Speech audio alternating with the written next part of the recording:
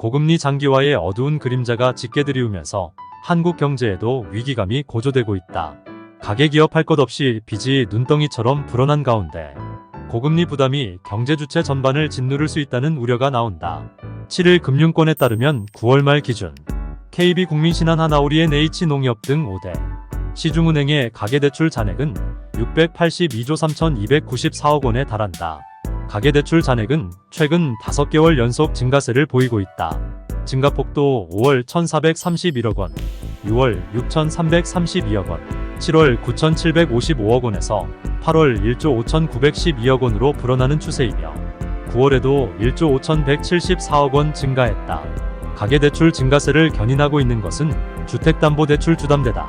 신용대출과 전세대출, 집단대출이 감소하고 있지만 주담대의 수요가 몰리면서 이를 상쇄시키고 가계대출 규모를 증가시키고 있다. 5대 시중은행의 주담대 잔액은 9월 말 기준 517조 8,588억 원으로 8월 말 514조 9,997억 원보다 2조 8,591억 원이나 늘었다. 월간 주담대 증가폭은 7월 1조 4,868억 원, 8월 2조 1,122억 원에 이어 속도를 더하면서 3조 원대에 육박한 상황이다.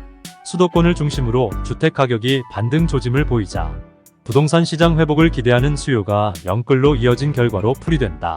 그러나 미국의 긴축 기조로 인한 고금리가 당초 시장 기대보다 장기화될 것으로 예상되면서 영끌에 나선 가계의 이자 상환 부담도 커질 것이란 전망이다. 특히 주담대의 경우 만기가 길고 대출 금액도 커 금리가 조금만 올라도 차주는 큰 부담을 지게 된다. 실제 은행권의 대출 금리는 연일 상승세를 이어가고 있다. 5대 은행의 주담대 변동형 금리는 연 4.177, 12% 집계됐다. 가까스로 6%대를 유지하던 주담대 금리 상단이 9개월 만에 다시 7%대로 올라서고 금리 하단도 4%대에 접어들었다. 미국의 긴축 장기화에 따른 고금리 고착과 함께 1년 전 레고랜드 사태 당시 고금리, 예금의 만기 도래에 따른 수신금리 인상 경쟁, 은행채 금리 상승세 등으로 주담대를 비롯한 가계의 대출이자 부담은 가중될 전망이다. 기업들도 고금리 장기화로 인한 경영난이 예상된다. 5대 시중은행의 지난달 말 기준 기업대출 잔액은 756조 3,309억 원으로 집계됐다. 지난해 9월 694조 890억 원이었던 것과 비교하면 1년 새 60조 원 가까이 늘어난 것이다. 고금리 상황 속에 회사채나 기업어음을 통한 자금 조달 여건이 악화되자 기업들이 은행 문을 두드린 결과다. 은행들이 금융당국의 규제가 심한 가계대출 대신 기업대출 영업에 적극 나선 영향도 있다. 문제는 경기 침체가 개선되지 않고 있는 가운데 고금리 부담이 길어지면 급증한 기업대출이 부실화할 수 있다는 점이다.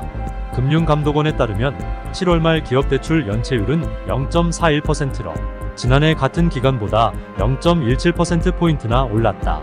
대기업 대출의 경우 연체율이 0.12%로 양호했으나 중소법인과 개인사업자 등 중소기업 대출 연체율이 0.49%에 달했다.